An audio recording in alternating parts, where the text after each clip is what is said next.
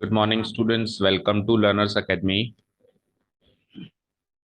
So today's topic is very important. Topic name is what is log? What is log? The big question mark. What is log? ठीक है, सबके दिमाग में question mark है कि ये क्या चीज है. ठीक है. बेटर होता है कि 9th-10th में आ जाता तो शायद नहीं होता ये क्वेश्चन मार्क, बट अभी आ गया. ठीक है.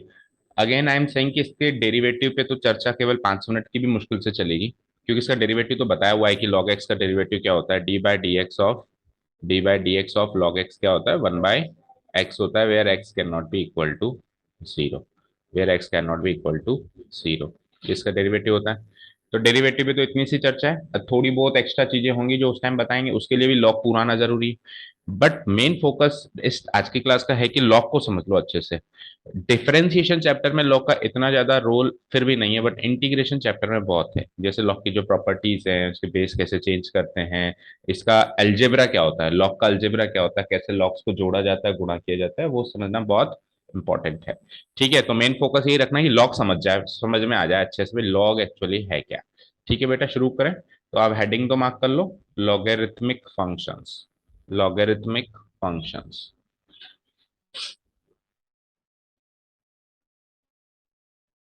Logarithmic functions.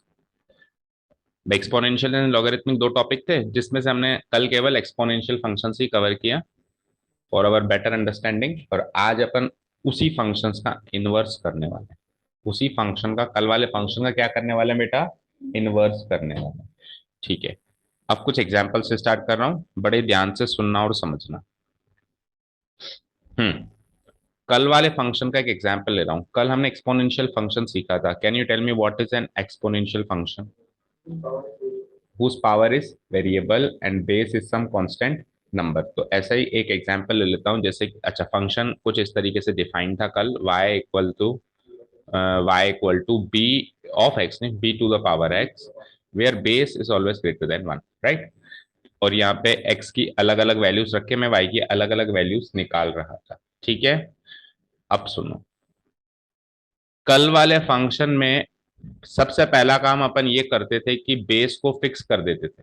जैसे बेस 2 है, 3 है, 4 है. अगर वो नेचुरल है तो ई है, अगर कॉमन है तो 10 है. Natural exponential and common exponential भी सीखा था. एक्स और वाई फिक्स नहीं हो रहे थे.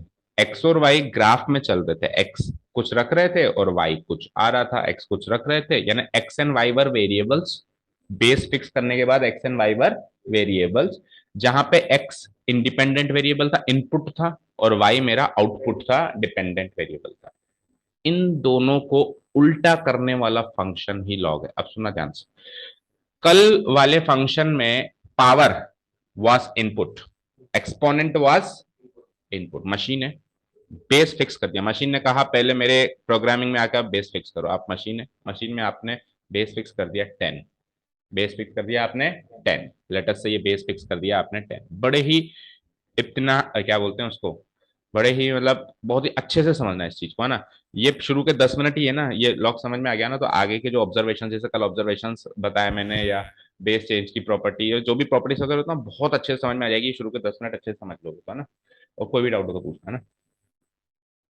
एक्सपोनेंशियल फंक्शंस क्या था, वो कहती थी मशीन मुझे कि पहले मेरा बेस फिक्स करो. मैंने फिक्स कर दिया, भैया तेरा बेस है 10. अब वो कहती थी इनपुट दो, तो मैंने 10 को इनपुट दिया.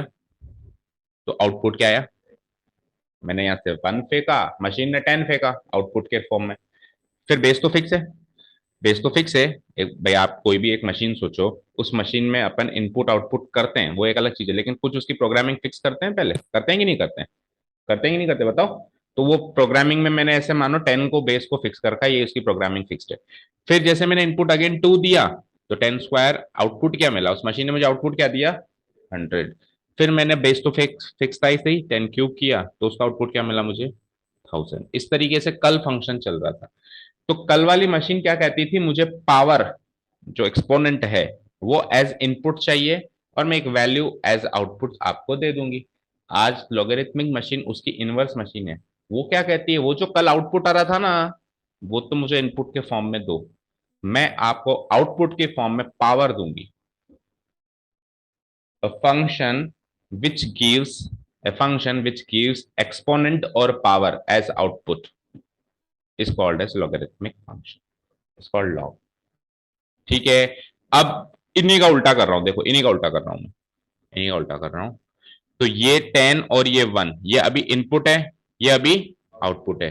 तो मैंने 1 तो डाल दिया इनपुट, ओ सॉरी, 1 तो कल भी इनपुट था, 10 डाल दिया मैंने इनपुट, 10 आउटपुट है ना यहाँ पे, तो 10 डाल दिया मैंने इनपुट और आउटपुट आ गया मेरा 1। पावर जो कल इनपुट थी अब आउटपुट हो गई, देखो बिल्कुल अरेंज कर दिया मैंने, 10 नहीं 100 और यहाँ पे 2 और यहाँ पे 1000, यहाँ पे 3।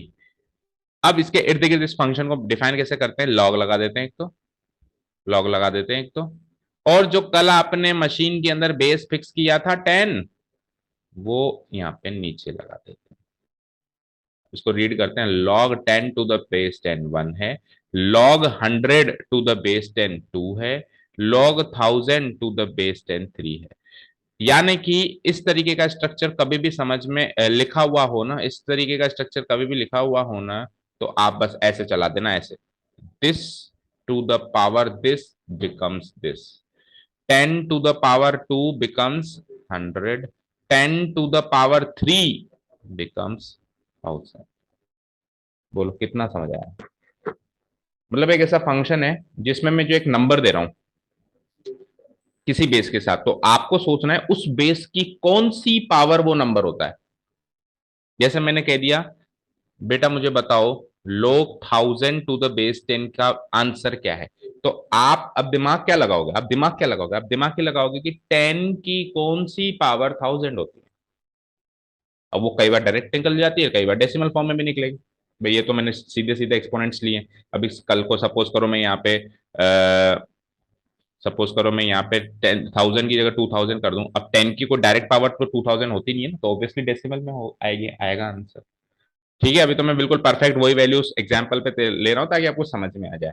तो इन शॉर्ट लॉगरिथमिक फंक्शन समझ में आया, a function which gives power as output. कल पावर इनपुट थी एक्सपोनेंशियल फंक्शन में, आज एक्सपोनेंट जो है वो आउटपुट है, और वो जो नंबर कल आउटपुट आ रहा था वो इनपुट है। बेस कल भी फिक्स था, बेस आज भी फिक्स है, बेस कल भी ग्रेटर देन 1 था, बेस आज भी ग्रेटर देन 1 लेना पड़ेगा, क्योंकि कल वाले फंक्शन का ही तो इनवर्स है। Is this clear? क्लियर। तो अब देखो इसकी डेफिनेशन में क्या क्या लिखा हुआ है।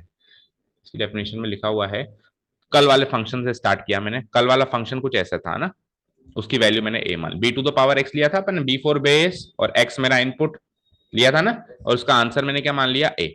भाई जनरल डिस्कशन चल रहा है कि अगर b to the power x a है, तो उसमें सबसे पहले तो b जो होगा वो कोई भी रियल नंबर ग्रेटर देन 1 होगा। अच्छा, कल वाले फंक्शन में इनपुट आउटपुट क्या था, x तो कोई भी ले सकता था मैं, एनी रियल नंबर, लेकिन जो आउटपुट था वो हर हाल में पॉजिटिव आ रहा था। बोलो आ रहा था नहीं आ रहा था?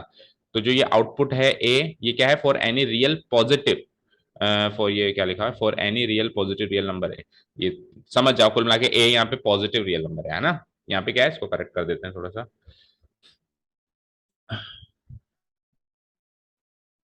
For any positive real number है। ठीक है, क्लियर है?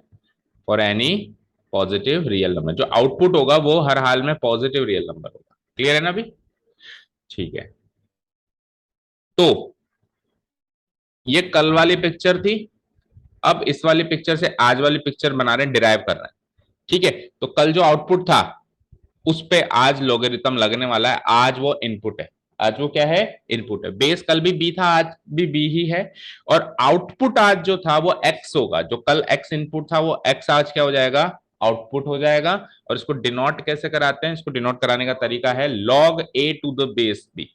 लॉग लॉग किस पे लगेगा, कल वाले आउटपुट पे लग गया, और बेस कल भी बी था, आज भी बी है, और कल जो इनपुट था वो आज आउटपुट है, और वो का वही काम चलेगा जो कल चल रहा था, वो का वही काम। कल भी बी ग्रेटर देन 1 था, आज भी बी ग्रेटर देन 1 है। कल भी एक्स कोई भी रियल नंबर था, स्क्रॉल कर रहा हूं नीचे देखो, आज भी एक्स कोई भी रियल नंबर है ना। कल भी एक्स कोई भी रियल नंबर था, आज भी एक्स कोई भी रियल नंबर है। कल भी ए एक पॉजिटिव रियल नंबर था, आज भी ए एक पॉजिटिव रियल नंबर है। समझ आया? लेकिन लेकिन कल जो था, कल जो था ए आउटपुट था, और एक्स इनपुट था। आज एक्स आउटपुट है और ए इनपुट है। तो क्या समझे, कल डोमेन एनी रियल नंबर थी, रेंज पॉजिटिव रियल नंबर थी। आज उल्टा है, आज डोमेन पॉजिटिव रियल नंबर है जो नेगेटिव नहीं हो सकती, और output can be anything, output is any real number. भाई ये इस चीज से, स्क्रीन पे देखो, ये चीजें इस चीज से डिराइव की गई हैं, बट एक्चुअली अपन एक्स एक्स एक्स लेटर लिखते ही अपन आप दिमाग जाता है कि एक्स डोमेन है।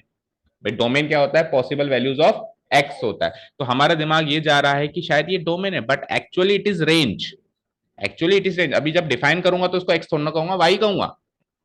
जब फंक्शन को डिफाइन करूंगा तो अपन आउटपुट को y से ही डिनोट कराते हैं, ये हमारा फिक्स हो रखा है ना, और इनपुट को अपन x से डिनोट कराते हैं। अभी तो मैंने क्या ऊपर से वैल्यूज को डिराइव किया है, इसीलिए आपको ये x जो है ये आउटपुट में नजर आ रहा है। अभी जब फंक्शन बनाऊंगा तो इसको y बोल दूंगा, इसको y बोल दूंगा वापस से, और इनपुट जो a आ रहा है उसको वापस x बोल दूंगा। Is this clear? यहां तक कोई भी डाउट नहीं है ना? किसी को भी समझ में आया? फर्स्ट इंप्रेशन में लॉग जितना भी समझ में आया वही एंड तक चलता है, उसके बाद तो बाकी सारी चीजें इसके डीप डेप्थ एनालिसिस होती है। ठीक है, आगे चलते हैं। इन सिंपल टर्म्स क्या कहता है ये? In simple terms we can say that, सरल भाषा में हम ये कह सकते हैं कि logarithmic functions are the inverses of exponential functions and they give exponents या फिर powers as output. They give exponents और पावर्स एज आउटपुट। ठीक है, अब जो मैथमेटिकल डेफिनेशन है आपकी बुक में भी है, लॉगरिथम एज ए फंक्शन, उसको देखते हैं। तो देखो ये क्या कहता है, देखो कल वाली एक्सपोनेंशियल फंक्शन लिखता हूं मैं यहाँ पे, है ना, शॉर्ट में। एक्सपोनेंशियल फंक्शन की डेफिनेशन कल ये थी, क्या थी? एक्सपोनेंशियल फंक्शन की डेफिनेशन क्या थी बेटा? ये थी कि एफ, वो कहता था इनपुट कुछ भी दे लो, यानी आर, आउटपुट हमेशा पॉजिटिव, पॉजिटिव, हाँ, पॉजिटिव रियल नंबर। आज क्या होगा? जो इनपुट है वो कोई भी पॉजिटिव रियल नंबर, और output can be any real number. इसका उल्टा हो गया, रिवर्स हो गया। ठीक है, चलो, और इसको डिफाइन कैसे करते हैं भाई? एक्स जो है, एक्स जो है वो कोई भी पॉजिटिव रियल नंबर ले लेना, और जो आउटपुट वाई मिलेगा वो कोई भी रियल नंबर आएगा। वो पॉजिटिव भी आ सकता है, नेगेटिव भी आ सकता है, इवन जीरो भी आ सकता है, कोई भी रियल नंबर आ सकता है। और इसको डिफाइन ऐसे किया गया है, log x to the base b equal to y, where b जो बेस है वो कल भी ग्रेटर देन 1 था, आज भी ग्रेटर देन 1 है। इफ, इफ अगर ये चीज सेटिस्फाई होती है, अगर ये चीज सेटिस्फाई होती है तो ही वो फंक्शन वैलिड है। भाई b to the power y अगर x होता है, अगर b to the power y, इस पे फोकस करो, अगर b to the power y x होता है तो log b to the power नहीं, हाँ, log x to the base b y होगा। भाई जो आउटपुट है उस पर तो लॉग लगेगा। बेस इसका नीचे लिखने का एक ट्रेंड है, बेस को, बेस को इसमें नीचे लिखते हैं। देखो बेस कल भी नीचे लिखते थे, एक्सपोनेंट में भी बेस नीचे और पावर ऊपर आती थी। अभी लिखने का ट्रेंड क्या है कि वो सबस्क्रिप्ट में चला जाता है, नीचे चला जाता है ना। और जो वाई कल इनपुट थी, आज वो क्या है? आउटपुट है। ठीक है, means if this is valid, this has to be valid, या फिर उल्टा भी कह सकते हो, अगर ये वैलिड है तो उससे आप, मतलब आप लॉगरिथमिक फंक्शन से कभी भी एक्सपोनेंशियल फंक्शन डिराइव कर सकते हो, और एक्सपोनेंशियल फंक्शन से कभी भी लॉगरिथम। वही बात है, अगर आपको गिवन है बेटा sine x equal to y, तो आप कभी भी sine inverse y equal to x नहीं लिख सकते क्या? इससे ये और इससे ये नहीं डिराइव कर सकते क्या? दोनों एक दूसरे के इनवर्सेस फंक्शन है। तो सिमिलरली आप इस एक्सपोनेंशियल से लॉगरिथमिक और ये लॉगरिथमिक से एक्सपोनेंशियल फंक्शन डिराइव कर सकते हैं। बस remember one thing, base should be greater than 1। ठीक है, और फंक्शंस में क्या होता है? एक्स और वाई, एक्स और वाई, एक्स और वाई चलता रहता है। इसमें एक एक्स्ट्रा चीज और है, वो है बेस। उस बेस को भी आपको दिमाग में रखना है कि base has to be greater than 1, क्योंकि 1 से छोटे बेस में ये सारी चीजें फेल हो जाती है। ठीक है, क्लियर है? ठीक है ना यहां तक? ओके, अब इसका ग्राफ देखते हैं। चलिए देखिए स्क्रीन पे, तो देखो बेटा, चलो ग्राफ शीट पे बताता है। देखो बेटा, कल हमने सीखा था कि एक्सपोनेंशियल फंक्शन का ग्राफ हमेशा हमेशा इस पॉइंट से पास होता है, इससे 1,0 से, इस तरीके से, सॉरी 0,1 से। आज अपन सीखेंगे कि लॉगरिथमिक फंक्शन का ग्राफ हमेशा 1,0 से पास होगा, लाइक दिस। ठीक है, अब वो कैसे होगा? लेट अस से एक लॉगरिथमिक फंक्शन लेता हूं और इजी लेता हूं, 2 पे लेता हूं, 2 पे, है ना, log 2 का आंसर चाहिए मुझे। तो मैंने कहा साहब log 2 का आंसर चाहिए, बेस जो है 2 ले लो। तो 2 की कौन सी पावर 2 होती है? 1। भाई 2 की कौन सी पावर? भाई 2 की पावर 1 ही तो 2 होगी, है ना। चलो आगे चलो, और मुझे बताओ, नहीं 4, log 4 निकाल रहा हूं, और वो बेस बेस तो फिक्स करना ही पड़ेगा ना। तो आप सोचो 2 की कौन सी पावर 4 होती है, 2 का स्क्वायर 4 होता है, मतलब आउटपुट में पावर आ रही है, समझ रहे हो बात को। ठीक है, अब मैं वैल्यूज जानबूझ के वैसे ही ले रहा हूं जो परफेक्ट आंसर आए, जैसे 8। तो और बेस 2 वही, तो 2 की कौन सी पावर 8 होती है, 3। 2 क्यूब 8 होता है ना, होता है नहीं होता है, बोलो बच्चों। Okay next 16 to the base 2, तो 2 की कौन सी पावर 16 होती है, बोलो 4। और एक और ले लेते हैं 32, और टू द बेस 2, तो 2 की कौन सी पावर 32 होती है, 5। तो देखो 2 इनपुट से 1 आउटपुट मिला, 2 इनपुट से बेस तो फिक्स हो गया ना, बेस तो फिक्स हो गया, बेस तो प्रोग्रामिंग में फिक्स होगा, मशीन की प्रोग्रामिंग में फिक्स हो गया। तो अब इनपुट आउटपुट का है, ये इनपुट है, ये आउटपुट है, ये इनपुट है, ये आउटपुट है ना भाई। आउटपुट क्या है, पावर है, और इनपुट एक नंबर है। ठीक है, तो 2 इनपुट पे 1 आउटपुट मिलता है, बताओ मुझे पॉइंट कहां मिलेगा ये मुझे। 2 इनपुट पे 1 आउटपुट होना चाहिए, तो 2 इनपुट पे 1, ये वाला पॉइंट होगा। ओके, 4 इनपुट पे 2, 4,2, this one. 8,3, 8,3, this one. 16,4, 16,4, this one. और उसके बाद फिर मेरी रेंज से बाहर है, इमेजिन कर लेते हैं 32,5, मान लो 32 यहाँ है, तो लगभग 5%। अच्छा एक और चीज, log log 1 to the base 2, तो 2 की कौन सी पावर 1 होती है, 0। 2 की 0 पावर 1 होती है, तो इनपुट आउटपुट क्या मिला, 1,0, तो 1,0 ये वाला पॉइंट होगा, होगा नहीं होगा। अब इन पॉइंट्स को अगर मैं जोड़ दूं, इन पॉइंट्स को अगर मैं जोड़ दूं, तो you can imagine the graph of A logarithmic function like this. ठीक है, समझ आया यहां तक, समझ आया। अच्छा सर ये फंक्शन कभी भी हमेशा 1,0 से क्यों पास होता है, तो देखो उसका आंसर है कि आप जब log 1 लगाओगे, तो बेस कुछ भी लगा लो, आंसर 0 ही आएगा, क्योंकि यहाँ पे 2 की पावर 0 भी 1 होती है, यहाँ पे 3 की पावर 0 भी 1 होती है, यहाँ पे 4 की पावर 0 भी 1 होती है, यहाँ पे 5 की पावर 0 भी 1 होती है। तो जब मैं बेस बदल रहा हूं ना बेटा, जैसे मैं बेस बदल रहा हूं, तो वो अलग अलग अलग अलग लॉगरिथमिक फंक्शंस बन रहे हैं। जैसे 2 बेस का एक अलग लॉगरिथमिक, अभी जो मैंने लॉगरिथमिक ग्राफ बनाया है वो बेस 2 के हिसाब से, कल बेस 3 के हिसाब से अलग बनेगा, बेस 4 के हिसाब से अलग बनेगा, बेस 5 के हिसाब से अलग बनेगा। जैसे फॉर एग्जाम्पल मैंने कहा साइन इनवर्स, तो साइन इनवर्स का तो एक ही ग्राफ होता है ना, दो चार थोड़ा ना होता है। लॉगरिथमिक फंक्शंस के दो चार और बहुत सारे ग्राफ क्यों बन रहे हैं, क्योंकि बेस बदला जा रहा है। वहां तो बेस जैसी कोई चीज ही नहीं होती थी, तो एक यूनिक ग्राफ होता था, sine inverse, cos inverse, sine cos tan, इन सब का यूनिक ग्राफ होता था। बट अभी हम क्या कर रहे हैं, बेस को बदल रहे हैं, तो लॉगरिथमिक फंक्शन का यूनिक ग्राफ नहीं बन सकता। उसमें क्या होगा, ग्राफ बेस जैसे जैसे बदलेगा, तो ग्राफ भी थोड़ा थोड़ा थोड़ा थोड़ा एक ट्रेंड को जरूर फॉलो करेगा, लेकिन ग्राफ चेंज हो जाएगा। ठीक है, तो अब वो बेस बदल रहे हैं, तो 2 की पावर 0 भी 1, 3 की पावर 0 भी 1, 4 की पावर 0 भी 1, तो जितने भी ये लॉगरिथमिक फंक्शंस बनेंगे वो 1,0 से तो पास होंगे ही होंगे, यानी इस पॉइंट से तो उनको क्रॉस करना ही पड़ेगा, जैसे कल 0,1 से एक्सपोनेंशियल फंक्शन पास हो रहा था। Is this clear, is this clear to all, बोलो। ओके अब सोचो जरा, अब सोचना जरा, लॉग log 2, नहीं बेस तो 2 है ही सही, बेस तो 2 है ही सही, और मैंने यहां लगा दिया √2, मैंने क्या लगा दिया, √2। अब 2 की कौन सी पावर √2 होती है, 1/2। 2 की हाफ पावर √2 होती है, बोलो 2 की हाफ पावर √2 होती है। पॉइंट क्या मिला चेक करो, √2, 1/2। अब √2 क्या होता है, √2 की वैल्यू क्या होती है, 1.414, लेकिन मुझे नेगेटिव वैल्यू चाहिए थी, चलो ये पॉइंट भी मार्क हो सकता है, चेक करो 1.414 पे हाफ मिल रहा है, तो ये पॉइंट लगभग यहाँ है, बोलो चेक करो ये वाला पॉइंट, ये वाला जो पॉइंट है इसमें नहीं, एक मिनट रुको, √2, √2 की वैल्यू क्या होती है, 1.4 होती है।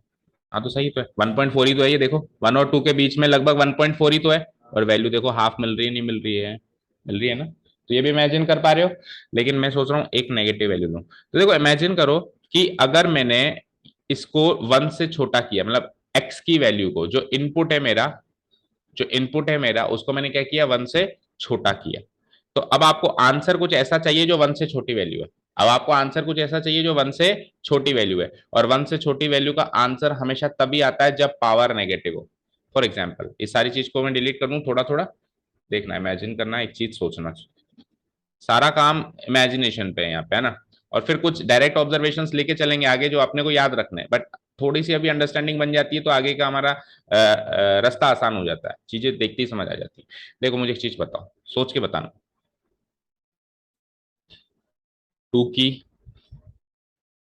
टू की पावर नेगेटिव टू क्या होती है, सोच के बताओ। टू की पावर नेगेटिव टू क्या होती है बोलो। टू की पावर नेगेटिव वन भी ले लो। टू की पावर नेगेटिव वन भी ले लो, चलो पहले वन से स्टार्ट करो। टू की पावर नेगेटिव वन क्या होती है बोलो, खुशी। खुशी बोलो, क्या बोलोगे इसको। वन डिवाइडेड बाय 0.5 आ जाएगी। ठीक है, तो यानी कि अब इस चीज को टू की पावर माइनस वन को 0.5 कहोगे, आप कहोगे कि नहीं कहोगे।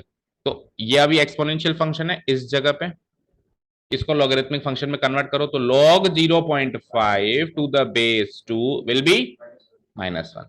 तो आपने चेक किया जब इनपुट 0.5 हुआ यानी वन से छोटा हुआ, अभी वन को इधर देखो, स्क्रीन पे देखो, इस वन से छोटा हुआ जब इनपुट 0.5 हुआ तो आंसर क्या आया, -1। तो 0.5 कॉमा -1 जो है वो यहां आएगा। ठीक है, दैट मीन्स इनपुट जैसे ही वन से छोटा हुआ ग्राफ एक्स एक्सिस से नीचे आ गया, क्योंकि अब पावर आपको नेगेटिव चाहिए होगी अगर आपको इनपुट क्या चाहिए, मतलब आपको वो आंसर चाहिए जो वन से छोटा हो। तो वन से छोटा आंसर तो आप अब आप तभी भी ला सकते हो, कोई भी बेस ले लो, 2 3 4 5 6 7 8 9 10, कोई भी बेस ले लो, अगर आपको उसको वन से छोटा बनाना है तो आपको उसकी पावर नेगेटिव करनी पड़ेगी, नहीं पड़ेगी। देखो ये बेस कोई भी ले लिया, एक्स वाई जेड, कोई भी बेस ले लिया, कोई भी बेस ले लिया, अब इसकी वैल्यू लेस देन वन बनानी है। इसकी वैल्यू क्या बनानी है, तो यहां पे पावर नेगेटिव लेनी पड़ेगी, नहीं पड़ेगी बोलो। पावर नेगेटिव लेनी पड़ेगी, नहीं पड़ेगी, समझ गए ना, क्लियर है ना। तो अब मेरे को इसकी वैल्यू वन से लेस देन, यानी वन से लेस देन ये वैल्यू जैसे ही जाएगी तो अब लोगरिथमिक फंक्शन तो आउटपुट में आपको पावर दे रहा है ना, तो देखो इसका जो आउटपुट है वो नीचे आ गया, यानी कि नेगेटिव हो गया, नेगेटिव हो गया। समझ में आई बात, क्लियर है, यहां तक सभी को क्लियर है। ठीक है, अब ये तो था एक लॉगरिथमिक फंक्शन। इस लॉगरिथमिक फंक्शन को अगर मैं जनरलाइज करूं तो ये वाला फंक्शन है log x to the base two वाला फंक्शन है ये। बेस टू लिया ना मैंने, और x अलग अलग डाले गया, y अलग अलग मिले गया, x अलग अलग डाले गया, y अलग अलग मिले गया। लेकिन अब दो तीन लॉगरिथमिक फंक्शंस को, जैसे कल दो तीन एक्सपोनेंशियल फंक्शंस को एनालाइज किया था, आज दो तीन लॉगरिथमिक फंक्शंस को एनालाइज करते हैं। तो देखो कल क्या हुआ था, जैसे जैसे बेस बढ़ा रहे थे तो ग्राफ y एक्सिस की तरफ शिफ्ट कर रहा था, यस और नो, कर रहा था। आज उल्टा है क्योंकि इनवर्स फंक्शन चल रहा है। जैसे जैसे बेस बढ़ाऊंगा, देखो टू से मैं बेस ई लिया आया, ऑब्वियसली ई जो है टू से बड़ा नंबर है कि नहीं है, 2.718, और ई से फिर मैं बेस 10 लिया आया, उससे बड़ा नंबर। जैसे जैसे बेस बढ़ाएंगे, जैसे जैसे बेस बढ़ाएंगे तो ग्राफ जो है एक्स एक्सिस की तरफ झुकता जाएगा। Is this clear. हालांकि ग्राफ तो अभी भी इंक्रीजिंग है, कोई एक पर्टिकुलर ग्राफ उठा लो, कोई भी एक पर्टिकुलर, जैसे कि मैं सपोज करो ये नीचे नीचे वाला ग्राफ उठा लेता हूं, बेस 10 वाला है ना। तो इसमें देखो आप, जैसे जैसे एक्स बढ़ रहा है वैसे वैसे वाई भी बढ़ रहा है, जैसे जैसे एक्स बढ़ रहा है वैसे वैसे वाई भी बढ़ रहा है। ये घूम के ऐसे तो नहीं आ रहा ना, तो है तो इंक्रीजिंग, ऐसे मत मानना कि डिक्रीजिंग ग्राफ है। कोई ग्राफ अगर एक्स एक्सिस की तरफ झुक रहा है इसका मतलब ये नहीं है कि वो डिक्रीजिंग ग्राफ है तो इंक्रीजिंग ही। बट अगर दो तीन लोगरिथमिक फंक्शंस को आपस में कंपेयर किया जाए तो एक्स एक्सिस की तरफ ज्यादा झुका हुआ ग्राफ वो होगा जिसका बेस ज्यादा हो। तो ये आपके आधे एक नंबर का क्वेश्चन आ सकता है, कैसे कि आपसे पूछ ले कि y is equals to log 20 log x to the base 20 and y is equals to log x to the base 21, इन दोनों में से ज्यादा x की तरफ, x एक्सिस की तरफ झुका हुआ ग्राफ कौन सा है, तो क्या आंसर दोगे। log 21 मत बोलो उसको, टू द बेस 21। और कौन सा y एक्सिस की तरफ झुका हुआ है, तो जिसका बेस कम है, log x to the base 20। ठीक है आयुषी, आपके इस टाइप के क्वेश्चन आने के चांसेस हैं, क्योंकि मल्टी एमसीक्यूज में वो क्या क्वेश्चन बनाएगा, ऐसे ही बनाएगा। समझ गए, क्लियर है, यहां तक सारी बातें क्लियर हैं। ठीक है, अब सुनो, कल वाला ग्राफ यहां से पास हो कैसे जा रहा था, कुछ भी हो जाए वो इस एक्सिस को टच नहीं कर रहा था, यस और नो। आज वाला ग्राफ तीनों ही ले लो चाहे से, कुछ भी हो जाए वाई एक्सिस को टच नहीं करेगा। क्यों, क्यों नहीं करेगा, क्योंकि आउटपुट नेगेटिव नहीं हो सकता। तो अगर मान लो ये इसको टच कर ले तो आउटपुट नेगेटिव हो गया ना। वाई एक्सिस मतलब आउटपुट होता है, एक्स एक्सिस मतलब इनपुट होता है। तो अब वाई एक्सिस को टच नहीं करेगा, कल एक्स एक्सिस को टच नहीं कर रहा था क्योंकि कल जो है, उल्टा बोल दिया, सॉरी उल्टा बोल दिया। देखो अगर ग्राफ एक्स एक्सिस को टच नहीं कर रहा है तो इसका मतलब है आउटपुट आउटपुट नेगेटिव नहीं होगा। और अगर ग्राफ वाई एक्सिस को टच नहीं कर रहा है तो इसका मतलब इनपुट इनपुट अब नेगेटिव नहीं हो सकता। क्यों, क्योंकि देखो देखो, अगर मैं इससे इधर इधर की ही बात कर रहा हूं, इधर इधर की ही बात कर रहा हूं, दैट मीन्स मैं एक्स की हमेशा पॉजिटिव वैल्यू ले रहा हूं। एक्स की मैं क्या ले रहा हूं, हमेशा पॉजिटिव ले रहा हूं। तो दैट मीन्स अगर आपका ग्राफ वाई एक्सिस को टच नहीं कर रहा, तो आपका एक्स हमेशा पॉजिटिव है, यानी इनपुट हमेशा पॉजिटिव है। समझ में आ गई ना बात, क्लियर है? क्योंकि अगर मैंने इसको टच करके इधर ले आया, तो फिर मेरे एक्स नेगेटिव वैल्यूज भी आप कंसीडर कर रहे हो, जो कि अलाउड नहीं है। ठीक है, अब कई बार क्या होगा, लॉगरिथमिक फंक्शन जब आप यूज करोगे अभी डिफरेंशिएशन इंटीग्रेशन में, तो वो लॉग मॉडुलस एक्स बोलेगा उसको। क्यों बोलेगा? वो बाय डिफॉल्ट मॉडुलस लगाएगा, क्योंकि वो इस चीज का ध्यान रखेगा कि एक्स नेगेटिव मत ले लेना, एक्स नेगेटिव मत ले लेना, इनपुट इसमें नेगेटिव नहीं हो सकता। तो आप कंफ्यूज मत होना, लॉग मॉडुलस एक्स लिख दोगे या लॉग एक्स लिख दोगे, they are one in the same thing. Is this clear? Clear है यहां तक बेटा? ओके, बढ़ते हैं आगे। ये हो गए कुछ लॉगरिथमिक फंक्शंस के ग्राफ। ओके, अब जैसे कल एक्सपोनेंशियल फंक्शंस के ऑब्जर्वेशन से, आज लॉगरिथमिक फंक्शंस के ऑब्जर्वेशन से, जस्ट उनका उल्टा, जस्ट उनका उल्टा।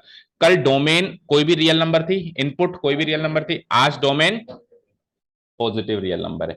कल रेंज जो थी, आउटपुट जो थी, वो हमेशा पॉजिटिव आ रही थी, लेकिन आज आउटपुट कुछ भी आ सकता है। देखो आप चेक करो, आउटपुट कुछ भी आ रहा है ना, आउटपुट कुछ भी आ रहा है कि नहीं आ रहा है? देखो देखो, ये मेरी बात सुनो, ये जो ग्राफ है, ये एक्स एक्सिस के ऊपर भी है, एक्स एक्सिस के नीचे भी है, और एक्स एक्सिस को भी टच कर रहे हैं। तो कोई ग्राफ अगर एक्स एक्सिस को टच कर रहा है तो वाई की वैल्यू जीरो, कोई ग्राफ अगर एक्स एक्सिस के ऊपर है तो वाई की वैल्यू पॉजिटिव, और कोई ग्राफ अगर एक्स एक्सिस के नीचे है तो वाई की वैल्यू नेगेटिव। तो वाई की वैल्यू जो है वो नेगेटिव भी आ रही है, पॉजिटिव भी आ रही है, जीरो भी आ रही है। जीरो आई ना, देखो वन पे जीरो आई कि नहीं आई ना, समझ रहे हो? तो इसका मतलब है कि लॉगरिथमिक फंक्शन का आउटपुट कुछ भी हो सकता है, लेकिन input input has to be a positive real number. So this was domain and range observation. आगे चलते हैं। Always passes through the point 1,0। जो कल 0,1 पास हो रहा था, आज उसका उल्टा कर दिया, तो ये किससे पास होगा? 1,0 से पास होगा। ओके, अब कल क्या सीखा था अपन ने?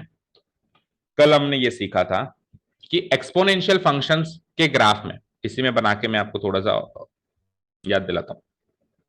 एक्सपोनेंशियल फंक्शन के ग्राफ में large negative values of x लेते हैं, large negative values of x लेते हैं, तो वाई जो है जीरो की तरफ टेंड करता है, बट ये वाई जीरो नहीं बन सकता। यही सीखा था अपन ने। अब आज सुनो, आज सुनो, आज ये सीखेंगे कि लॉगरिथमिक फंक्शन की वैल्यू, वैल्यू कल तो एक्स की वैल्यू थी, आज फंक्शन की वैल्यू है। फंक्शन की वैल्यू लार्ज नेगेटिव नंबर बनता जाएगा, बनता जाएगा, बनता जाएगा, जैसे जैसे जैसे जैसे मैं एक्स को जीरो की तरफ टेंड करूंगा। एक्स को जीरो की तरफ टेंड ही कर सकता हूं, भिड़ा नहीं सकता हूं। एक्स को जैसे जैसे जीरो की तरफ टेंड करूंगा, तो क्या होगा, ये लार्ज नेगेटिव वैल्यूज की तरफ टेंड होता जाएगा, but it can never touch what? Y axis. Graph जो है वाई एक्सिस को टच नहीं कर सकता, और जो एक्स की वैल्यू है वो जीरो को टच नहीं कर सकती। तो वही ऑब्जर्वेशन है, the value of the function y equal to log x to the base b tends towards the large negative value of x, tends towards the large negative, यानी फंक्शन की value बहुत बड़ी नेगेटिव वैल्यू बनती जाएगी, -10,000, -20,000, -50,000, जैसे जैसे x जो है जीरो की तरफ टेंड होता जाएगा। ठीक है, but the value of x here can never become zero और नेगेटिव। यहाँ पे वैल्यू ऑफ एक्स जो है जीरो या जीरो से छोटी नेगेटिव नहीं बन सकती है। दैट इज, इन शॉर्ट हम कह सकते हैं कि एनी लॉगरिथमिक फंक्शन का ग्राफ कभी भी वाई एक्सिस को टच नहीं कर सकता। Is this clear? Okay, this देखा जाए तो कल वाले ऑब्जर्वेशन के उल्टे, कल भी 5 ऑब्जर्वेशन थे, आज भी 5 ऑब्जर्वेशन थे। तो देखा जाए तो लॉगरिथमिक फंक्शंस आपका एक तरीके से डेफिनेशन वाइज तो कंप्लीट हो गया। अब एक्सपोनेंशियल और लॉगरिथमिक फंक्शन का अगर सेम बेस बना के एक ही ग्राफ पे ड्रॉ किया जाए, तो चेक करो, बेस सेम माना है मैंने, है ना? बेस मैंने बी माना है यहां पर भी, बेस मैंने बी माना है यहां पर भी, तो y equal to b to the power x exponential function कहलाएगा, और y equal to log x to the base b logarithmic function कहलाएगा। तो आप इमेजिन कर लेना, देखो मैं इसमें ग्राफ में इमेजिन करा देता हूं। लेटस से सबसे आसान बेस होता है 2, क्योंकि वो ग्राफ शीट पे अप्रोचेबल होता है। बाकी अगर बेस बढ़ा दें तो फिर वो वैल्यूज बड़ी हो जाती हैं, तो वो ग्राफ में अप्रोच नहीं होती। तो मैंने बेस फिक्स कर दिया, क्या फिक्स कर दिया? 2। अब एक्सपोनेंशियल फंक्शन बोलो क्या होगा? y equal to 2 to the power x, यही होगा। चलो तो x स्टार्ट करते हैं। x लेटर से 0 ले लिया मैंने, x लेटर से क्या ले लिया? 0, तो वैल्यू 1।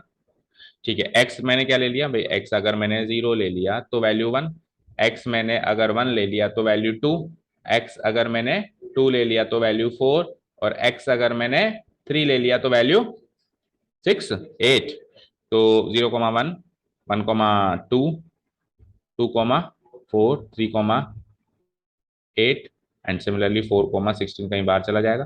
तो ग्राफ ऐसे बन रहा है एक्सपोनेंशियल फंक्शन का। अगर अगर बेस को 2 ले ले तो ग्राफ ऐसा बन रहा है, राइट। और नेगेटिव साइड भी थोड़ा सा ऐसा बन जाए। Is this clear? अब आ जाओ लॉगरिथमिक फंक्शन। तो लॉगरिथमिक फंक्शन में भी बेस को फिक्स कर दें 2, तो वो फंक्शन कैसे डिफाइंड होगा? वो ऐसे होगा y equal to log x to the base 2। Base 2 fix कर दिया, ठीक है। तो अब इसकी वैल्यू निकालो। तो y इक्वल टू, सबसे पहले स्टार्ट करो, जो पहले इनपुट था अब आउटपुट होगा। तो x 0 कब होगा? इसकी वैल्यू क्या हो जाएगी? 1। नहीं, उल्टा बोल दिया। 1 कब होगा? 1 कब होगा? 0 होगा।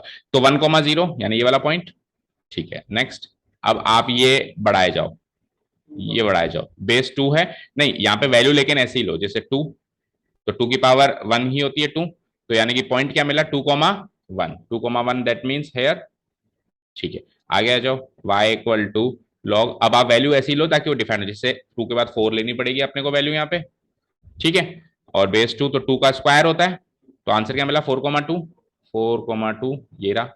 और अगली लो, अब यहाँ पे 8 लो तो 3 हो जाएगा। 2 का क्यूब 8 होता है। तो आंसर क्या मिला? मतलब पॉइंट क्या मिला? 8,3। Where is 8,3? 8,3 यहाँ रहा। और यहाँ पे तो एक और चीज डिफाइन हो जाएगी 16 वाली भी, तो वो भी लिख दो 16। तो आंसर 4 हो जाएगा। 2 टू द पावर 4 16 होता है। तो 16,4 पॉइंट मिला। 16,4 लगभग यहाँ पे पॉइंट आ रहा है। आपने कुछ एनालाइज किया? बेस सेम रखते हैं तो ये दोनों ग्राफ एक दूसरे की मिरर इमेजेस है। मिरर इमेज समझते हो? उल्टा कर देते हैं आईने में, अपने को देखते हैं left becomes right, right becomes left. तो यू कैन इमेजिन, अगर अपन बेस को फिक्स कर दें, एक फिक्स बेस कर दें, तो exponential and logarithmic functions are the mirror images of each other. लेकिन वो मिरर की तरह तब ट्रीट होंगे जब y इक्वल टू एक्स को आप मिरर मानोगे। y इक्वल टू एक्स का जो ग्राफ होता है ना, कांस्टेंट फंक्शन का ग्राफ, उसको आप, तो y इक्वल टू एक्स का ग्राफ ऐसे बनेगा, कांस्टेंट फंक्शन का ग्राफ, y और x दोनों बराबर चाहिए, 45 डिग्री पे टेंड करता हुआ ग्राफ ऐसे बनता है। बोलो, ये तो 11th में सीखा था अपन ने, y is equal to x, जिसको अपन कांस्टेंट फंक्शन। तो ये जो बीच में हमने y is equal to x वाला फंक्शन लगाया, अगर इसको मिरर मान ले, आईना मान ले, तो ये और ये एक दूसरे की मिरर इमेजेस की तरह शो हो रहे हैं कि नहीं हो रहे हैं? बोलो, ठीक है, समझ आया? तो यही वहां पे लिखा हुआ है, ये एक ऑब्जर्वेशन है। ये क्या है बेटा? ऑब्जर्वेशन है कि देखो, हेडिंग है exponential functions and logarithmic function to the same base on the same graph. Same base और सेम ग्राफ, तो लेट अस से बेस को बी बोल दें, ठीक है। तो ये तो बन रहा है मेरा एक्सपोनेंशियल फंक्शन, और ये बन रहा है मेरा लॉगरिथमिक फंक्शन, और ये है मेरी mirror y is equals to x. तो क्या ऑब्जर्वेशन हुआ यहां से?